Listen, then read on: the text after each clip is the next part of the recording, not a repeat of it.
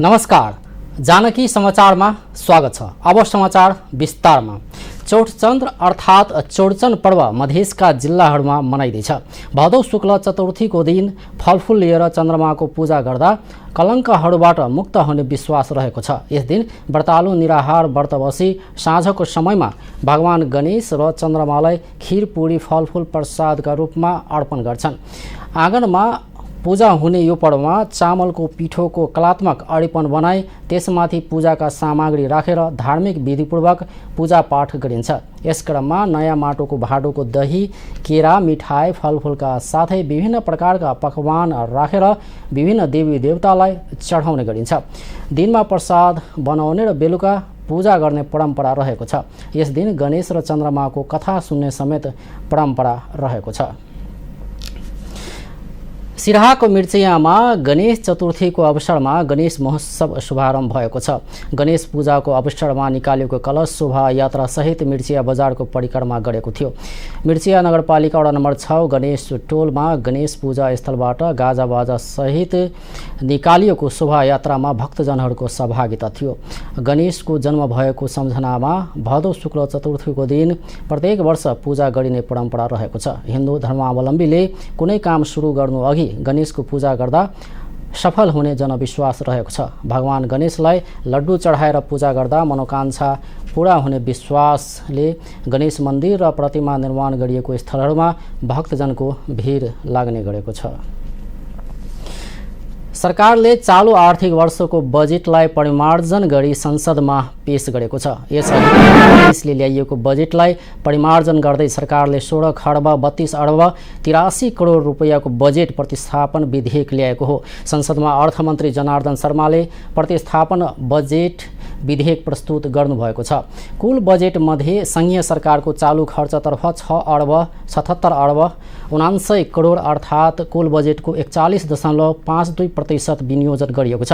पुँजीगत तर्फ 3 खर्ब 78 अर्ब 10 करोड अर्थात् 23.16% छुट्याइएको छ। त्यस्तै वित्तीय व्यवस्थापनतर्फ 1 खर्ब 89 अर्ब 44 करोड अर्थात् 11.60% विनियोजन गरिएको छ।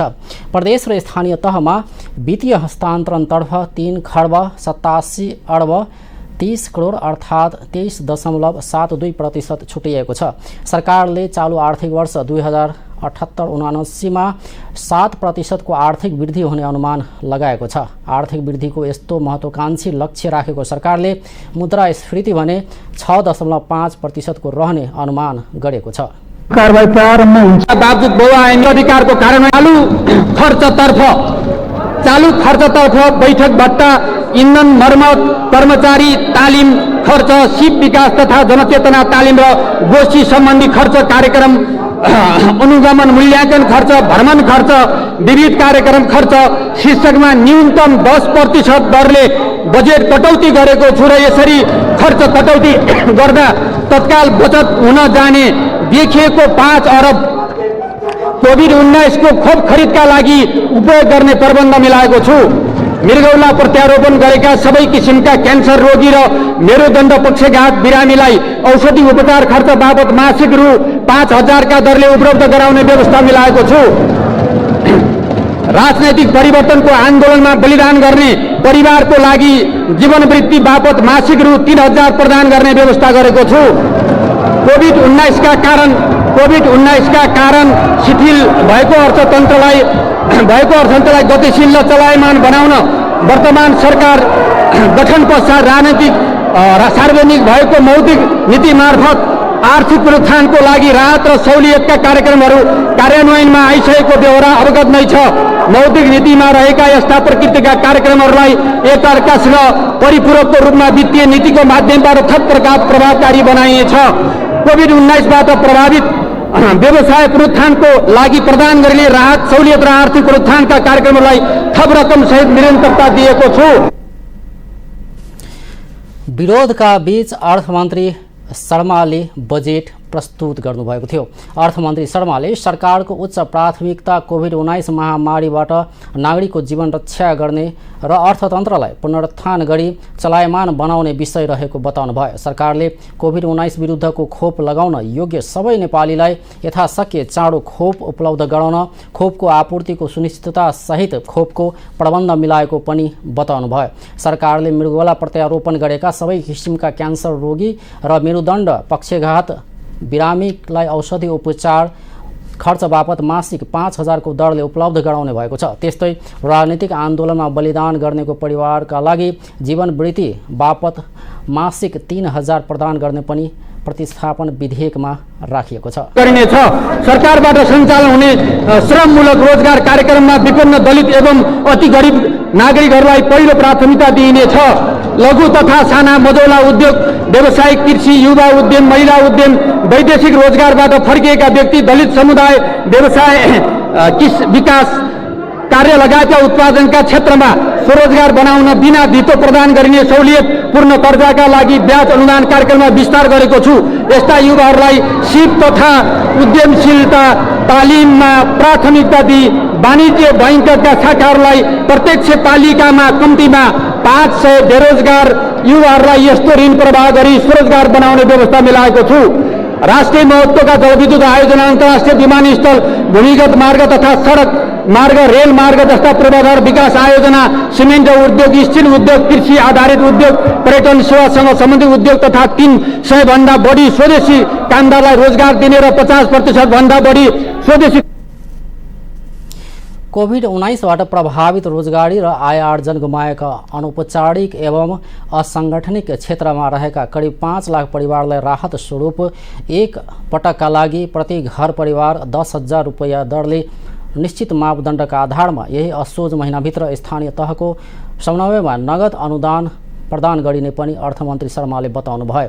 कृषि तथा पशुजन्य व्यवसायमा रहेका जोखिम न्यूनीकरण गरी यस क्षेत्रमा किसानहरूको आकर्षण वृद्धि गर्न कृषि बाली तथा पशु बिमाको दायरा विस्तार गरी दिँदै आएको बिमा प्रिमियर साबिको 50%बाट वृद्धि गरी 80% पुर्याएको पनि अर्थमन्त्री वक्तव्य मार्फत जानकारी दिनुभएको छ। शहरी विपन्न नागरिकहरूको लागि सामाजिक संस्थाको सहकार्यमा काठमाडौँ उपत्यकाको कम्ती 10 स्थानमा सुपथ र सुलभ रूपमा खानाको व्यवस्था गरिनेछ। अर्थमन्त्री शर्माले प्रमुख प्रतिपक्षी दल नेकपा एमालेको चर्को विरोध र नाराबाजीका बीच प्रतिस्थापन विधेयक संसदमा प्रस्तुत गर्नुभएको हो। प्रमुख प्रतिपक्षी दल नेकपा एमालेको अवरोधका बीच राष्ट्रिय सभाको बैठकमा राजनीतिक दल सम्बन्धी दोस्रो संशोधन अध्यादेश 2078 पेश गरिएको छ।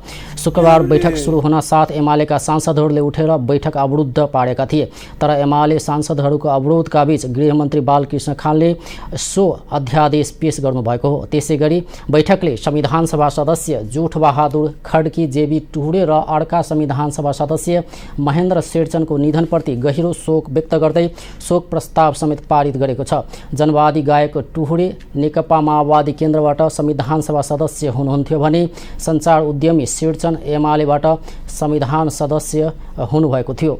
सो प्रस्ताव पारित गर्नुअघि एमालेका सांसद देवेन्द्र दाहालले प्रतिनिधि सभामा सभामुख अग्निप्रसाद सापकोटा, सरकार र निर्वाचन आयोगले आफ्नो पार्टीले निष्कासन गरेका माधव नेपाल सहितका 14 सांसदहरूलाई संरक्षण गएर पार्टी फुटाउने काम गरेको भन्दै बैठक चल्न नदिने जानकारी गराउनु भएको थियो। उहाँले लोकतन्त्रलाई मास्ने काम, दलीय प्रणालीलाई दललाई कमजोर पार्ने काम सरकार, प्रतिनिधि सभाका सभामुख र निर्वाचन आयोग मिलेर लागेकाले त्यसको विरोधमा बैठक अवरुद्ध गर्नु परेको बताउनु भएको थियो। एमालेले गत 23 गते बुधबारबाट सुरु भएको संघीय संसदको दुवै सदन अवरुद्ध पार्दै आएको छ। राष्ट्रिय सभाको अर्को बैठक आगामी भदौ 28 गते सोमबार दिउँसो 1 बजेका लागि डाकिएको छ। ऊर्जा, जलस्रोत तथा सिंचाई मन्त्री पम्फा भूषाल र एमसीसी उपाध्यक्ष फातिमा सुमाड बीच भेटवार्ता भएको छ। एमसीसी उपाध्यक्ष फातिमाले शुक्रबार सिंहदरबारमा पुगेर मन्त्री भूषालसँग भेट गर्नुभएको हो। भेटमा एमसीसी सम्झौता कार्यान्वयनका लागि सहयोग गरिदिन उपाध्यक्ष फातिमाले मन्त्री भूषालसँग आग्रह गर्नुभएको थियो भने मन्त्री भूषालले दलहरूबीचको सहमतिका आधारमा सम्झौतालाई अघि बढाउने धारणा राख्नुभएको उहाँको सचिवालयले जनाएको छ। भेटमा उहाँहरूबीच नेपालको जल विद्युत तथा सडक पूर्वाधारको निर्माणका लागि दिइने अमेरिकी अनुदान सहायता कार्यान्वयनका विषयमा पनि छलफल भएको थियो। सत्ता साझेदार नेकपा माओवादी केन्द्रमा आबद्ध युवा संगठन वाइसिएल नेपालले यथास्थितिमा अमेरिकी सहायता परियोजना मिलेनियम च्यालेन्ज कर्पोरेसन एमसिसीलाई स्वीकार नगर्न सरकारलाई सचेत गराएको छ। सुमन देवकोटा नेतृत्वको वाइसिएल नेपाल केन्द्रीय समितिले शुक्रबार काठमाडौँमा पत्रकार सम्मेलन गरी नेपालको संविधानसँग बाझिएका बुदाहरू नसचिएसम्म सो सम्झौता पारित नगर्न सरकार र संघीय संसदलाई सचेत गराएको हो। वाइसिएल नेपालका संयोजक देवकोटाले नेपालको स्वाधीनता, सार्वभौमिकता र संविधानलाई बन्धक राख्ने कुनै पनि खालका अन्तर्राष्ट्रिय सहयोग अनुदानहरू स्वीकार नगर्न बताउनु भयो। भारतसँग सम्पूर्ण सीमा विवाद तुरुन्त समाधान गर्न सरकार समक्ष यो राष्ट्रिय भेला जोरदार माग गर्दछ। 2. एमसिसी लगायत कुनै पनि सहयोग अनुदानहरू देशको स्वाधीनता, सार्वभौमसत्ता र संविधानलाई बन्धक राखी स्वीकार गर्न सकिँदैन। नेपालको संविधानसँग बाजिएका एमसिसीका बुँदाहरू नसच्याई परिवर्तन नगर्न यो राष्ट्रिय भेला सरकारलाई चुनौती दिन चाहन्छ। 3. विगतमा बन्द रहेका राष्ट्रिय उद्योग तथा प्रतिष्ठानहरू तुरुन्त सञ्चालन गरी युवा रोजगार सिर्जना गर्न सरकार समक्ष यो राष्ट्रिय भेला माग गर्दछ। 4.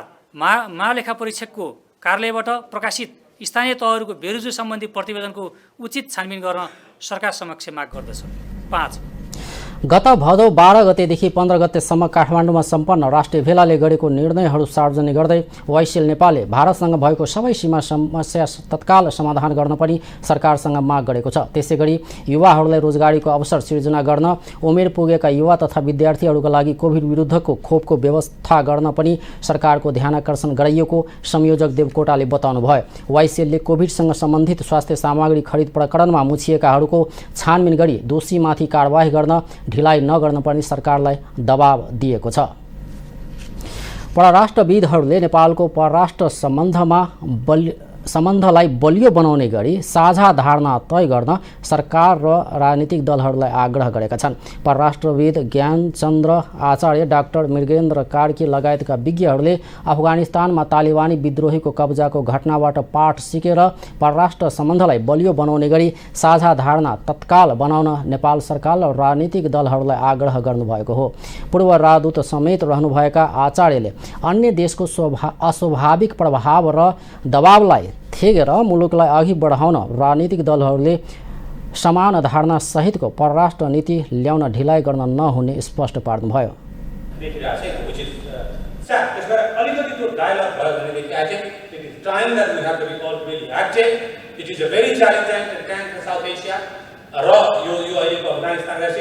But we have to be very prudent, we have to engage with all, and then I think we have to reinforce our internal security structure, dialogue mechanism.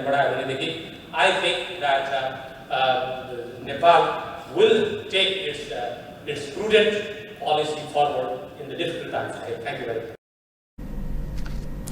Tribhuvan विश्वविद्यालय नेपाल तथा एसियाली अध्ययन केन्द्र सिनासका कार्यकारी निर्देशक डाक्टर मृगेन्द्र कार्कीले मुलुकको राष्ट्रिय सुरक्षाप्रति चिन्ता व्यक्त गर्दै त्यसलाई बलियो बनाएर लैजानुपर्नेमा जोड दिनुभयो। उहाँले नेपालको राष्ट्रिय सुरक्षामा आँच आउने खालका गतिविधि यसअघि पनि हुने गरेको उल्लेख गर्दै त्यस्तो हुन नदिने गरी राष्ट्रिय सुरक्षा संयन्त्रहरूलाई परिचालन गर्नुपर्ने पनि बताउनु भयो। कार्यकारी निर्देशक कार्कीले अफगानिस्तानको घटनाले नेपाललाई पनि आफ्नो राष्ट्रिय सुरक्षामा ध्यान दिन सचेत गराएको पनि बताउनु भयो।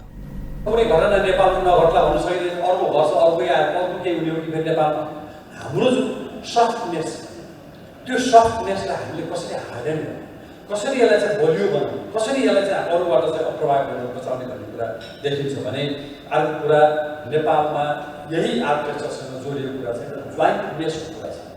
हामीले कति इन्टिग्रेटेड अप्रोचमा जान्छौँ, कुन जति सिक्युरिटी फोर्सेसहरू होला अथवा ल इन्फोर्समेन्टमा संलग्न हुने चाहिँ भन्सा इमिग्रेसन लगायतको अरू इकाइहरू होला, अब राष्ट्र अनुसन्धान सबै होला।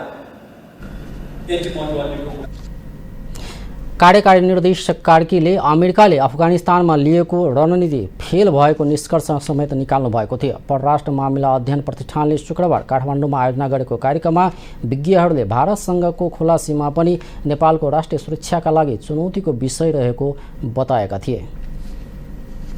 विश्व आत्महत्या रोकथाम दिवसको सन्दर्भ पारेर जनकपुर धाममा जनचेतनामूलक र्याली तथा सडक नाटक गरिएको छ।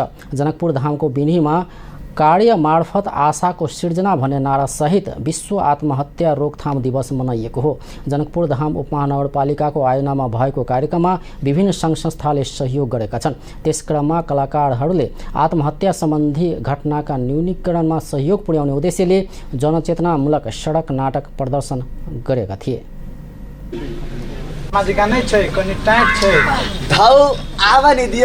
केहन केहन के बाल विवाह के पाई दे के डोरी ढील भ जाय छै, हुनको देख लेबै ओ 10-5 बेसिए नहीं लेता और की। चलू चलू चलू चलू। कार्यक्रममा मेयर लालकिशोर शाहले हामी सबैले नकारात्मक भावना त्याग्नुपर्ने बताउनुभयो। उहाँले गरिबी, आर्थिक जर्जरता र अशिक्षा लगायत कारणले समाजमा आत्महत्याका घटना हुने गरेको भन्दै यसतर्फ सबै सचेत हुनुपर्ने बताउनुभयो। खास करके गरीब मुल्क सब में जहाँ गरीबी है, जहाँ आर्थिक तंगी है, शिक्षा के पहुँच न है, स्वास्थ्य में पहुँच नहीं भ रहा है, वैदेशिक रोजगार में जाकर घर के सामाजिक जो संरचना है, पारिवारिक जो संरचना है तेकर पूर्णता नहीं है, कुछ अंश एठाम कुछ अंश बाहर। तो सब उहापोह के जो स्थिति है जीवन के, वही में जे दई तरह हमरा सबके जो व्यवहार हो, एक आपस के भाई बहन के, पति पत्नी के, पिता पुत्र के, वही में कनिक समझ के फर्क के कारण से एहि तरह दुर्घटना जैसी देख के मौका भेट जाए। कार्यक्रममा प्रमुख जिल्ला अधिकारी बन्धु प्रसाद वास्तोला, प्रहरी प्रमुख प्रकाश राणा भट्ट लगायतले पनि आत्महत्याका घटना भइरहेको प्रति चिन्ता व्यक्त गर्दै यस्ता घटनाका न्यूनीकरणका लागि मानसिक तनावबाट मुक्त हुनुपर्ने बताउनु भएको थियो। हामी महामारी कोरोना महामारी भन्छौँ। कोरोना महामारीले जम्मा धनुषा जिल्लामा 108 जनाको मृत्यु भएको हो यो दोस्रो चरणमा। त्यो हिसाबले कोरोना भन्दा धेरै ठुलो महामारी आत्महत्या हो। त्यो हिसाबले हामीले यो आत्महत्यालाई बुझ्न आवश्यक छ। अघि मभन्दा अगाडिका वक्ताहरूले पनि भनिसक्नु भएको छ, यसको एउटै मात्रै कारण हुँदैन, एउटा सानो कारणले मात्रै मान्छेले आत्महत्या गर्दैन, त्यो बहुआयामिक विषय हो। खास गरी यो विश्वव्यापी रूपमै फैलिएको छ। अत्यन्तै धेरै आत्महत्या हुने मुलुकमा पर्छ, त्यहाँको जनसङ्ख्या पनि ठुलो छ, त्यहाँ गरिबी पनि धेरै नै छ। एकदमै सचेत बुद्धिजीवी प्राणीमा रहेका मानिसहरूले किन यस्तो खालको चाहिँ निर्णय लिन परिरहेको छ त, यो एकदम सोच्ने विषयवस्तु छ। त्यसकारण यसलाई हामीले आफूले आफूलाई सम्हाल्न नसक्नुको कारण के हो भन्ने सम्बन्धमा हामीले धेरै कुराहरू गरिसकेका छौँ। त्यसकारण यो मानसिक स्वास्थ्य प्रवर्धनसँग सम्बन्धित कुरा पनि हुनसक्छ। हामीमा कुनै न कुनै प्रकारको मानसिक समस्याहरू भइरहेको हुनसक्छ। त्यसकारण त्यो समस्या देखिने बित्तिकै केही लक्षणहरू आत्महत्या गर्नुभन्दा अगाडि आफू व्यक्तिले केही लक्षणहरू त्यसका चाहिँ देखाइरहेको हुन्छ। त्यो लक्षणहरू देखाएर हामीले समयमा बुझ्न सक्यौँ, त्यसलाई मनोपरामर्श दिन सक्यौँ भने पनि त्यसलाई उसको अमूल्य जीवनबाट जुन त्याग गर्नबाट चाहिँ हामीले जोगाउन सक्छौँ। हो यसका लागि एक पक्ष अथवा परिवारको भूमिका त अवश्य हुन्छ। कार्यक्रममा समाजसेवी अमरचन्द अनिलका साथै विभिन्न सङ्घ संस्थाका प्रतिनिधि लगायतको सहभागिता थियो। अब व्यावसायिक विश्रामपछि बाँकी समाचार लिएर आउनेछौँ। विश्रामपछि समाचारमा स्वागत छ। नेपालमा पछिल्लो 24 घण्टामा 1146 जनामा कोरोना भाइरसको संक्रमण पुष्टि भएको छ। पछिल्लो 24 घण्टामा काठमाडौँ उपत्यकामा विभिन्न प्रयोगशालामा गरिएको परीक्षणमा 354 जनामा कोरोना संक्रमण पुष्टि भएको छ। हालसम्म नेपालमा 40,08,046 पीसीआर परीक्षण भएको छ भने 5,05,138 एन्टिजेन परीक्षण गरिएको छ। त्यस्तै पछिल्लो 24 घण्टामा 1,660 जनाले कोरोना जितेको सँगै नेपालमा कोरोना जित्नेको संख्या 7,36,666 जना पुगेको छ। नेपालमा कोरोना निको हुने दर 95% रहेको मन्त्रालयले जनाएको छ। कोरोना संक्रमणबाट पछिल्लो 24 घण्टामा 21 जनाको मृत्यु भएसँगै हालसम्म कोरोना संक्रमणबाट 10,924 जनाको मृत्यु भइसकेको छ। नेपालमा कोरोना संक्रमणबाट मृत्यु हुने दर 1.5% रहेको मन्त्रालयले जनाएको छ। 252 जना क्वारेन्टाइनमा रहेका छन्। हाल देशभर 27,958 जना सक्रिय सङ्क्रमित रहेका छन्। कोरोना सक्रिय सङ्क्रमितमध्ये 26,296 जना होम आइसोलेसनमा र 1,662 जना संस्थागत आइसोलेसनमा रहेका छन्। त्यस्तै 458 जना आइसियुमा र 145 जना भेन्टिलेटरमा रहेका छन्। हालसम्म 57,40,345 जनाले कोरोना विरुद्धको पहिलो मात्रा खोप लगाइसकेका छन् भने 51,20,877 जनाले पूर्ण मात्रामा खोप लगाइसकेका छन्। धनुषामा मोटरसाइकलको ठक्करबाट एक महिलाको मृत्यु भएको छ। धनुषा विदेह नगरपालिका वडा नम्बर 6 एक राहीमा बिहिबार राति मोटरसाइकलको ठक्करबाट सोही स्थानका पाल्टु महराकी 40 वर्षीय पत्नी दलितिया देवी महराको मृत्यु भएको हो। प्रहरीका अनुसार बिहिबार राति J7 प 9812 नम्बरको मोटरसाइकलले पैदल हिँडिरहेकी महरालाई ठक्कर दिँदा उनी गम्भीर घाइते भएकी थिइन्। गम्भीर घाइते भएकी उनको प्रादेशिक अस्पताल जनकपुरमा उपचारका क्रममा मृत्यु भएको जिल्ला ट्राफिक प्रहरी कार्यालय धनुषाले जनाएको छ। ठक्कर दिने मोटरसाइकल र चालक हंसपुर वडा नम्बर 8 का चन्दे शाहलाई प्रहरीले नियन्त्रणमा लिएको छ। यता रूपन्देहीको मर्चबारमा चट्याङ लागेर एकजनाको मृत्यु भएको छ। अन्य 3 जना घाइते भएका छन्। मर्चबार गाउँपालिका वडा नम्बर 3 रायपुर कोमरवाका अन्दाजी 15 वर्षीय श्याम सुन्दर यादवको चट्याङ लागेर मृत्यु भएको रूपन्देही प्रहरीले जनाएको छ। बिहिबार साँझ यादवसित 2 जना खेतमा घाँस काटेर आउने क्रममा चट्याङ लागेको थियो। श्याम सुन्दरसँगै रहेका 11 वर्षीय सन्तोष यादव घाइते भएका छन्। यसैगरी सोही समयमा मर्चबार वडा नम्बर 1 को टही हवामा को इन्द्रवती यादव, माया यादव, गौरी यादव र विश्वनाथ यादव पनि चट्याङबाट घाइते भएका छन्।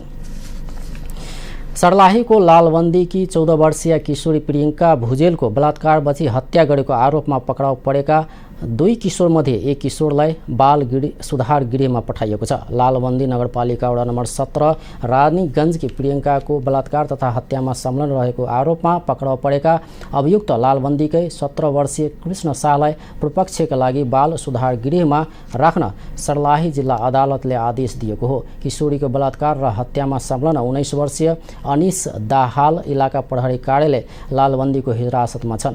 उनलाई भने अझै केही दिन हिरासतमा अनुसन्धान गर्ने लालबन्दी प्रहरीले जनाएको छ। जिल्ला अदालतका मुख्य न्यायाधीश ध्रुव कुमार पियाले थुनछेक बहसपछि 17 वर्षीय शाहलाई अन्तिम फैसला नहुन्जेल पूर्वपक्षका लागि बाल सुधार गृहमा राख्न आदेश दिएका हुन्। उनीहरू विरुद्ध प्रहरीले जबरजस्ती गर्ने र कर्तव्य ज्यान मुद्दा दायर गरेको छ।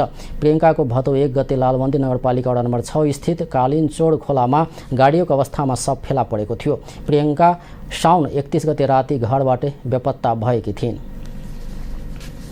8 वर्षीय बालिका जबरजस्ती गर्ने गरेको अभियोगमा 1 जना पोखराबाट पक्राउ परेका छन्। पोखरा महानगरपालिका वडा नम्बर 32 खोदी खोला स्थित सुकुम्बासी बस्तीमा बस्ने धनकुटा घर भएका 57 वर्षीय शोभितमान लिम्बूलाई प्रहरीले पक्राउ गरेको हो। लिम्बूले ती बालिकालाई ललाइ फकाइ गरी जबरजस्ती गर्ने गरेको उजुरीका आधारमा वडा प्रहरी कार्यालय गगनगौडाबाट खटिएको प्रहरीले उनलाई पक्राउ गरेको हो। यस सम्बन्धमा प्रहरीले थप अनुसन्धान गरिरहेको छ। सङ्खुवा सभाको जिल्ला कारागारमा कैदीबन्दीमा भाइरल ज्वरो र रुघा खोकीको प्रकोप देखिएको छ। भाइरल ज्वरोको प्रकोपले कारागारका अधिकांश कैदीबन्दी बिरामी भएका छन्। केही दिन यता कैदीबन्दीहरूमा भाइरल ज्वरो र रुघा खोकीका कारण 80 जना कैदीबन्दी बिरामी परेको जिल्ला कारागार खादवारीका प्रमुख जेलर विनोद अधिकारीले जानकारी दिनुभएको छ। कारागारमा एक नाबालिका सहित 154 जना कैदीबन्दी रहेका छन्।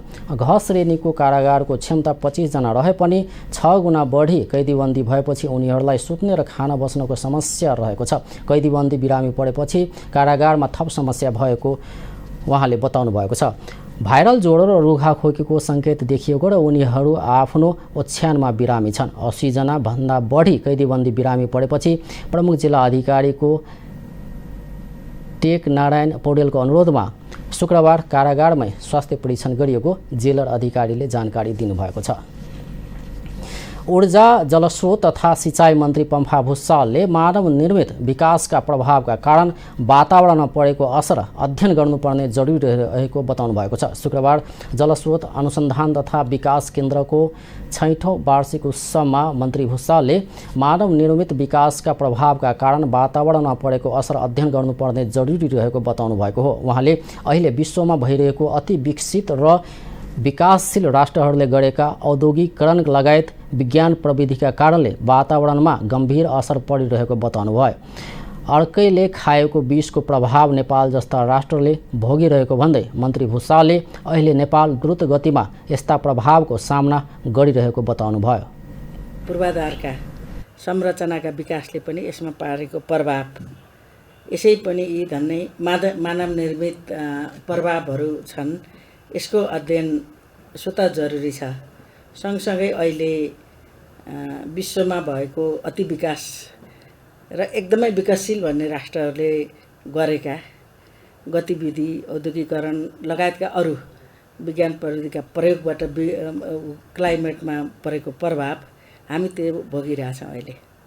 अर्कैले मन्त्री भुसालले नेपाली जनतालाई द्रुत गतिमा विकास पनि चाहिएकोले विकासबाट पर्ने नकारात्मक प्रभावलाई कम गर्ने गरी विकास निर्माण गर्नुपर्ने बताउनुभयो। उहाँले नेपालमा विकासको 3वटा महत्त्वपूर्ण क्षेत्र कृषि, जलविद्युत र पर्यटन रहेकोले यसलाई विकास गर्दा कुनै पनि नकारात्मक प्रभाव नपर्ने तरिकाबाट सूक्ष्म अध्ययन अनुसन्धान गर्न सुझाउनु भयो।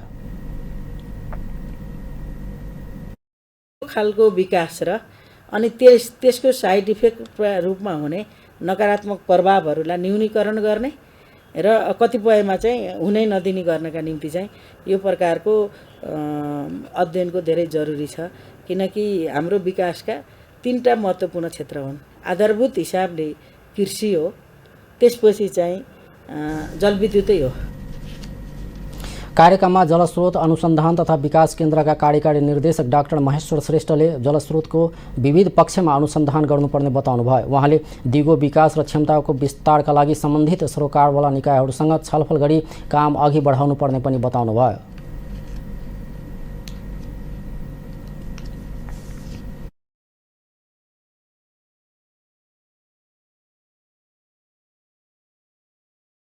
निर्देशक श्रेष्ठले केन्द्रको उद्देश्य प्राप्तिका लागि हालको सांगठनिक संरचनालाई पुनः संरचना गर्नुपर्ने बताउनुभयो। कार्यक्रममा अन्य वक्ताहरूले मनाङ जिल्ला क्लाइमेट चेन्जको डिजास्टर भएको भन्दै सूक्ष्म अनुसन्धान गर्नुपर्ने धारणा राखेका थिए। नेपाल विद्युत प्राधिकरणको कार्यकारी निर्देशकमा कुलमान घिसिङको नियुक्ति विरुद्ध परेको रिटको सुनवाई स्थगित भएको छ। प्रधान न्यायाधीश चोलेन्द्र शमशेर जबडाको इजलासमा सुनवाईका लागि पेशी तोकिएको भए पनि निवेदककै कानुन व्यवसायीको तर्फबाट सुनवाई स्थगित भएको सर्वोच्च अदालतले जनाएको छ। प्रधान न्यायाधीश जबडाले यसअघि घिसिङ र साक्यलाई नियुक्त गर्दाको सक्कल फाइल झिकाउन आदेश दिएको थियो।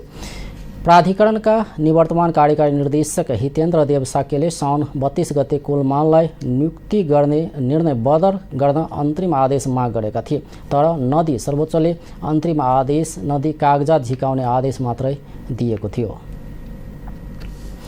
यस वर्षको विश्व खाद्य दिवस महिनाव्यापी रूपमा मनाउने भएको छ। शुक्रबार काठमाडौँमा आयोजित पत्रकार भेटघाट कार्यक्रममा food first information and action कार्यक्रम संयोजक लैनी गुरुङले विश्व खाद्य दिवस महिनाव्यापी रूपमा मनाउने जानकारी दिनुभएको हो। उहाँले खानाका लागि खेतीपातीका महत्त्वपूर्ण सवालहरूमा महिनाव्यापी संवाद तथा अन्तर्क्रिया कार्यक्रम पनि राखिएको बताउनुभयो। कार्यक्रम संयोजक गुरुङले सरकारले 10 वर्षमा देशको खेती प्रणाली जैविक बनाउने प्रतिज्ञा बिर्सिएको र प्रदेश तथा पालिकाहरूले पनि यसमा उत्साह नदेखाएको बताउनुभयो। दृढ अठोट लिन र निरन्तर प्रयासरत रहन यो दिवसले हामी सबैको उत्प्रेरणा जगाओस् भन्न हामी चाहन्छौँ। हाम्रो सरकारले 10 वर्षमा देशको खेती प्रणाली जैविक बनाउने र वृहत र साहसिक राजनैतिक प्रतिज्ञा यसरी बिर्से कि त्यो भन्नका लागि मात्र गरिएको जस्तो भान भएको छ। प्रदेश र संयोजक गुरुङले 10औं विश्व खाद्य दिवसको महिनाव्यापी कार्यक्रममा सबै नेपाली भोको रहनु नपर्ने र पर्याप्त खाना खान पाउने लगायतका आधारभूत खाद्य अधिकार समाजका संरचनात्मक विभेदको अन्त्य गर्ने कुरामा केन्द्रित हुने बताउनुभयो। उहाँले कोरोना महामारीको जोखिमको सँगै खाद्य तथा कृषि प्रणालीको सुधारका प्रयत्नहरू भइरहेको बताउनुभयो।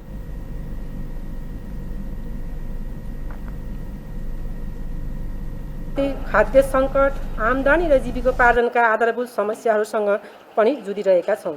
यसमाथि विगत 2 वर्षदेखि कोभिड-19 को महामारी र यसले निम्ताएको विषम परिस्थितिको सामना समेत हामीले गरिरहेका छौँ। नेपाली किसानलाई केन्द्रमा राखेर मात्र नेपालले दिगो खाद्य तथा कृषि प्रणालीको विकास गर्न सक्ने भन्दै संयोजक गुरुङले सबै तहका सरकार, नागरिक समाज, सञ्चार जगत र सम्पूर्ण किसान समुदायलाई खाद्यका लागि कृषि अभियानमा जुट्न आह्वान गर्नुभयो। यस वर्ष हाम्रो पहल सुरक्षित भविष्यका लागि उत्पादन, पोषण र पर्यावरण भन्ने नारासहित 41औं विश्व खाद्य दिवस मनाउन लागि छ। सन् 1979 देखि सुरु भएको विश्व खाद्य दिवस नेपालले 4 दशक यता मनाउँदै आएको छ। अटोमोबाइल्स एसोसिएसन अफ नेपाल नाडाले ट्राफिक सचेतना अभियान सञ्चालन गरेको छ। महानगरीय ट्राफिक प्रहरी महाशाखाको सहकार्यमा नाडाले शुक्रबार काठमाडौँमा ट्राफिक सचेतना अभियान सञ्चालन गरेको हो। नाडाले ट्राफिक प्रहरीलाई 5000 थान मास्क र 10,000 थान स्टिकर हस्तान्तरण पनि गरेको छ। ट्राफिक प्रहरीसँगै मिलेर त्रिपुरेश्वरमा यातायातका साधनहरूमा ट्राफिक सन्देश बोकेका स्टिकरहरू टाँस्ने लगायतको जनचेतनामूलक कार्यक्रम सहभागी भइएको नाडाका अध्यक्ष कृष्ण प्रसाद दुलालले बताउनुभयो। ट्राफिक जनचेतनाका कार्यक्रमहरूको लागि हामीले यहाँ काम गरिरहेका छौँ। ट्राफिक जनचेतना कार्यक्रम हो यो र यसमा चाहिँ हामीले ट्राफिकलाई मास्क हस्तान्तरण गर्ने र स्टिकर हस्तान्तरण गर्ने, आफू पनि सँगै लागेर यातायातका साधनहरूमा स्टिकर टाँस्ने र यातायातका साधनहरूलाई चाहिँ दुर्घटना कम गर्नका लागि कसरी साधन चलाउनुपर्छ र कसरी पैदल यात्रीले हिँड्नुपर्छ भन्ने कुराहरूको जनचेतना गर्नका लागि हामी यहाँ उभिएका छौँ र हामी आफ्नो तर्फबाट पनि सामाजिक उत्तरदायित्व सम्झेर नाडाका समग्र व्यवसायीहरूको तर्फबाट नाडाले सामाजिक उत्तरदायित्व अन्तर्गत यो कार्यक्रम गरिरहेको छ। हामीले यो 5000 मास्क र 10,000 स्टिकरले नाडालाई दिँदैछौँ, के अरे नाडाबाट चाहिँ ट्राफिकलाई हस्तान्तरण गर्दैछौँ र यो कार्यक्रम भनेको एउटा हरेक अभियानमा हड निषेध, ट्राफिक नियम पालना गरौँ लगायतका स्टिकर सवारी साधनमा टाँसिएको थियो। महानगरीय ट्राफिक प्रहरी महाशाखाका एसपी सञ्जीव शर्माले मास्क लगाउनका लागि ट्राफिक प्रहरीले विभिन्न सङ्घ संस्थाको सहकार्यमा निरन्तर अभियान चलाइरहेको बताउनुभयो। मैले पुगेसम्म धेरैभन्दा धेरै मान्छेहरू चाहिँ सचेत भएको चाहिँ मैले पाएको छु र धेरै मान्छेहरूले मास्क पनि लगाइरहनु भएको छ। त्यो पनि मैले चाहिँ हलकै कुरा गरेर यो 1 महिना घन्टाको कार्यक्रम हो, यो कन्टिन्यू चलिरहेको छ। धेरै मान्छेहरू हल बजाउन सक्दैन, अहिले तपाईँ रोक्नु देख्नुहुन्छ हल कति मान्छेहरू कमै बजाइरहेको छ। त्यसले गर्दा महानगरीय ट्राफिक प्रहरी महाशाखाले हर्न नबजाउन र अनिवार्य रूपमा मास्क लगाउन सबैलाई अनुरोध गर्दै आएको छ। हिन्दू धर्मावलम्बीहरूको आस्थाको केन्द्र पशुपतिनाथको मन्दिर भक्तजनहरूका लागि खुल्ला गरिएको छ। कोरोना भाइरस महामारीको जोखिमका कारण 4 महिनादेखि बन्द रहेको पशुपतिनाथको मन्दिर शुक्रबार बिहान 6 बजेबाट भक्तजनहरूका लागि खुल्ला गरिएको हो। पशुपतिनाथको मुख्य मन्दिर खुलेपछि पाशुपत क्षेत्रमा रहेका गुहेश्वरी लगायतका मन्दिरहरू पनि खुला भएका छन्। मन्दिरमा दर्शन गर्न जाने भक्तजनहरूले मास्कको अनिवार्य प्रयोग गर्नुपर्ने, सामाजिक दूरी कायम गर्नुपर्ने र एक पटकमा 25 जना भक्तालुहरूलाई मात्रै मन्दिर प्रवेश गराइने पाशुपत क्षेत्र विकास कोषले जनाएको छ। कोरोना भाइरसको तेस्रो लहर आएको भन्दै गत वैशाख 10 गतेबाट भक्तजनहरूलाई का लागि बन्द गरिएको मन्दिरमा पुजारीहरूले दैनिक नित्य पूजा मात्रै गर्दै आएका थिए। कोरोना महामारीको जोखिमका कारण लामो समय बन्द गरिएको पशुपतिनाथको मन्दिर बिहिबार क्षमा पूजा गरिएको थियो। राष्ट्रिय ध्वजावाहक नेपाल वायुसेवा निगम नेपाल एयरलाइन्सले भारतको नयाँ दिल्ली दैनिक 1 उडान सञ्चालन गर्ने भएको छ। नेपाल नागरिक उड्डयन प्राधिकरण क्यानले सेप्टेम्बर महिनाका लागि सार्वजनिक गरेको अन्तर्राष्ट्रिय उडान तालिका अनुसार अब काठमाडौँ नयाँ दिल्ली गन्तव्यमा सातामा 10 उडान हुने भएका छन्। नेपाल एयरलाइन्सले दैनिक 1 उडान गर्नेछ भने भारतको राष्ट्रिय ध्वजावाहक एयर इन्डियाले यो रुटमा साताका लागि 3 दिन आइतबार, मङ्गलबार र शुक्रबार उडान अनुमति पाएको छ। एयर बबल सम्झौता अनुसार यसअघि नयाँ दिल्ली गन्तव्यमा सातामा 3 उडान हुँदै आएको थियो। हस्त जानकी टेलिभिजन हेर्दै गर्नुहोला। नमस्कार।